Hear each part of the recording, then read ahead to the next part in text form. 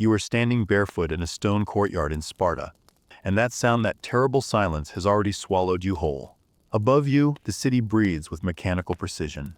Too quiet, unnaturally still. 3 days ago, your home in Athens burned. The smoke still clings to your hair like a ghost refusing to depart. Your children are already dead, their small bodies lost to the chaos of conquest, their voices now nothing but echoes that ambush you in unguarded moments. The forced march from Athens is over. The shouting, the weeping, the desperate prayers to gods who did not intervene, all of it stopped hours ago. Now comes something infinitely worse. 31 women stand beside you in perfect rows. You are not chained. You are not guarded closely. You are counted, examined, catalogued with the same clinical precision a merchant might apply to grain or livestock. The absence of visible restraint makes the trap more complete. There is nowhere to run in a city where every stone knows its purpose, where every citizen is a silent enforcer of an ancient, unyielding order. Stay with us. What happens next will challenge everything you thought you knew about survival. A man approaches from the far end of the courtyard. His footsteps echo against stone worn smooth by generations of similar processions. He does not introduce himself. He doesn't need to. His crimson cloak announces his authority more effectively than any title. When he speaks, his voice carries the texture of desert wind, dry, stripped bare of anything resembling compassion. His Greek is sharp enough to cut words down to bone, each syllable precisely measured. You are no longer Athenians, he declares. The statement lands with absolute finality. You are no longer wives, no longer mothers. Everything you were is finished. Each sentence arrives with the precision of a blow that leaves no visible bruise but damages something deeper, the architecture of identity itself. Melina, that is your name, though it matters less with each passing moment, does not move.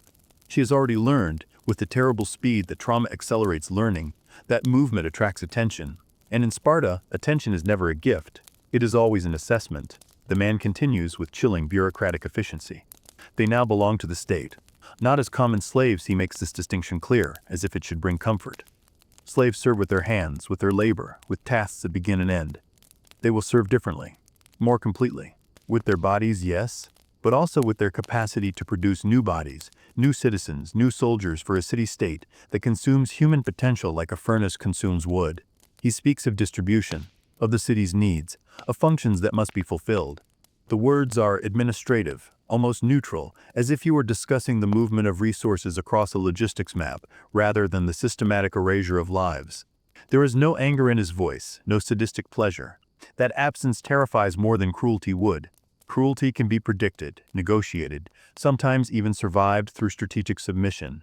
But this is something else entirely. In that moment, standing on sun-warmed stone with bare feet already beginning to ache, Melina understands something essential about the true nature of horror. It is not the immediate violence, the blade, the fire, the scream cut short. Those are merely symptoms.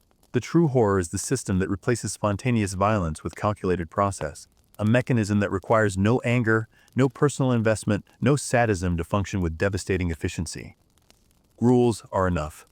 Records are enough. Decisions made far from the faces of those who suffer them are enough to destroy worlds. Sparta glassifies. The man in the crimson cloak turns and walks away without waiting for acknowledgement.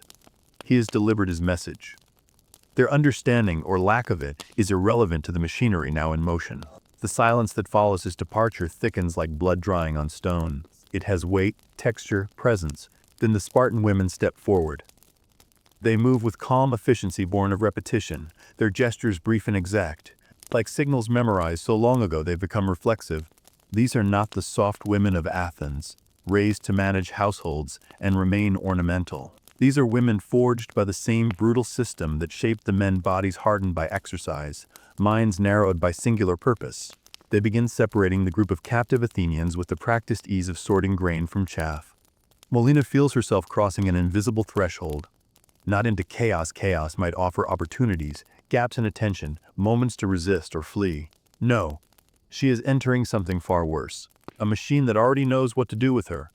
A system so refined by centuries of operation that it has eliminated inefficiency, mercy, and doubt in equal measure.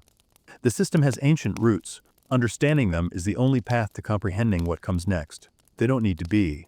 The women are divided into equal groups, 8 in each, and led toward different buildings that line the courtyard like teeth in a stone jaw.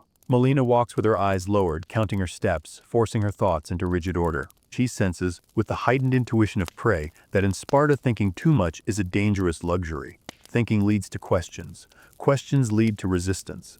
Resistance leads to correction, and she has not yet learned what correction means in this place. The building they lead her into strips away, even the possibility of comfort. It is austere beyond function, built of bare stone, with no ornament, no symbol, no concession to beauty or human feeling. Inside, the air is cool and carries the faint scent of clean water and something else, something metallic and organic that Melina cannot quite identify. No instruments of obvious torture, no screams echoing from hidden chambers. That absence unsettles her more profoundly than either would have. A woman waits beside a stone table.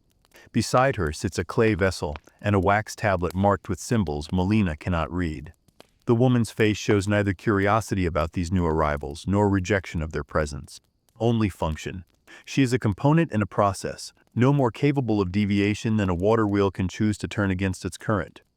When she speaks, her tone is neither kind nor hostile.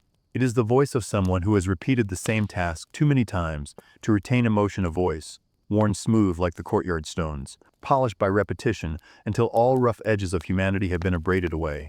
Pride into probostas. She must comply before being asked.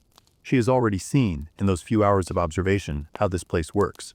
Here, resistance does not halt the process. It only slows it and makes it more uncomfortable for everyone involved. The gears continue turning regardless. Fighting them only means being crushed rather than carried. She answers each question in a steady voice, keeping her tone neutral, her responses precise. Age, health, cycles of the moon in their relation to her body, previous pregnancies. Living children, none, not anymore. Each answer feels like surrendering territory in a siege, giving up ground to preserve the citadel of self for just a moment longer. The woman marks symbols onto the wax tablet with a bronze stylus. She does not explain their meaning. She does not need to. In Sparta, knowledge belongs to those who govern, not to those who are governed. Information is distributed on a strictly need-to-know basis, and captive Athenian women need to know very little indeed. When the interrogation is finished, Melina cannot think of another word for it. She is led to a shared room.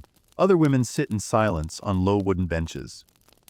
Some stare at the floor with vacant intensity, as if trying to memorize the grain of the stone. Others study the walls as if searching for cracks that do not exist, for weaknesses in the architecture that might suggest corresponding weaknesses in the social structure that built it. No one speaks. Silence becomes a shared language, a form of protection. Words create connections, and connections create vulnerabilities. Better to remain isolated, anonymous, forgettable. That night, food and water are brought by a young girl who keeps her eyes averted. The portions are carefully measured, enough to sustain, not enough to comfort. Melina notices the precision and understands something more about the system enclosing her. This is not careless cruelty. It is selective care calibrated to exact specifications. What is useful is preserved. Everything else is expendable. Sparta does not waste resources, and now she is one of them, a resource to be managed, optimized, eventually consumed in service of the state. As she lies awake on the hard bed, little more than a wooden platform with a thin wool blanket, memories intrude uninvited. Bach. With a thin wool blanket, memories intrude uninvited. The smell of smoke clinging to her hair despite. Ash still coating her tongue, as if the fire followed her across the miles from Athens to this stone prison. 72 hours ago, she was the wife of Hippocrates, the Athenian strategist who died at Decelia, his blood soaking into contested soil. She was mistress of an orderly household, mother of 2 children who now exist only as an unbearable absence that opens like a wound every time her mind wanders toward them. That life feels distant, as if it belonged to someone else, as if Melina of Athens was a character in a story rather than the woman lying on this hard bed, listening to other women weep silently in the darkness. Here, her name barely matters. What matters? What she represents, what she can produce. In Athens, she was valued for her lineage, her household management, her sons. Here, those things have been erased. She has been reduced to biological function, and the cold efficiency of that reduction steals her breath. She remembers the stories Athens told about Sparta. Exaggerations, her husband called them, meant to explain their enemy's strangeness, to make them seem less human and therefore less threatening, of boys torn from their mothers at 7 and subjected to deprivations that would break grown men, of a society so rigid that deviation from expectation could result in exile or execution.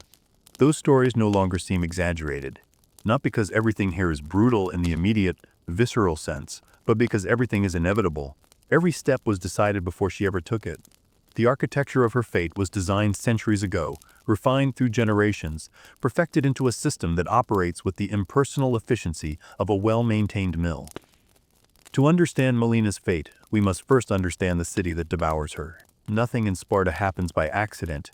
In that silent space, with only the quiet breathing of other captive women for company, Melina realizes she has entered a city that does not improvise destinies. Sparta prepares, and she is now part of its calculations. At dawn, Melina wakes before anyone calls for her. She hasn't truly slept. Her body remained tense throughout the night, alert to every sound, as if it learned in a single dark passage that complete rest is a luxury that might prove fatal. Light enters through a narrow opening high in the wall, a gap too small to offer any view of the outside world, too high to reach even if she stood on another woman's shoulders. The women are let out again, one by one, into rooms identical to the night before. In Melina's room, there is the same stone table, the same vessel of clear water, the same low bench. The older woman returns, this time accompanied by a younger one, perhaps an apprentice learning the administrative rituals of human classification. There is no hurry in their movements, but there is also no pause, no hesitation, no moment of uncertainty. Everything unfolds with the calm precision of a ritual, repeated for so many generations that it has worn grooves into reality itself. The questions continue. They are not inquisitive in the way conversation is inquisitive, seeking to understand a person.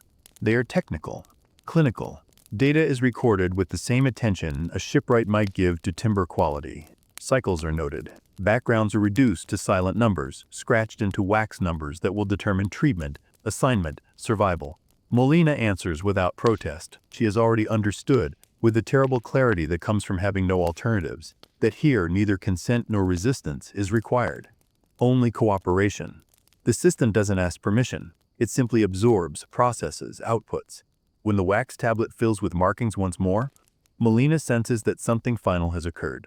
Even though she cannot yet name it, cannot fully comprehend its implications, she understands she has not been judged in any moral sense. She has not been condemned for crimes. She has been classified, sorted, filed into a category that will determine every remaining day of her life. As she is led from the room, she hears muffled sounds drifting from behind other doors. Not words would be too distinct, too human. Only restrained emotion compressed into sounds that might be weeping, or might be something else entirely. Sparta does not require shouts to impose its will. Control is exercised through anticipation. Each woman imagines her own fate in the darkness behind closed doors, and that private imagining proves more effective than any explicit threat. Fear, properly cultivated, requires less maintenance than chains.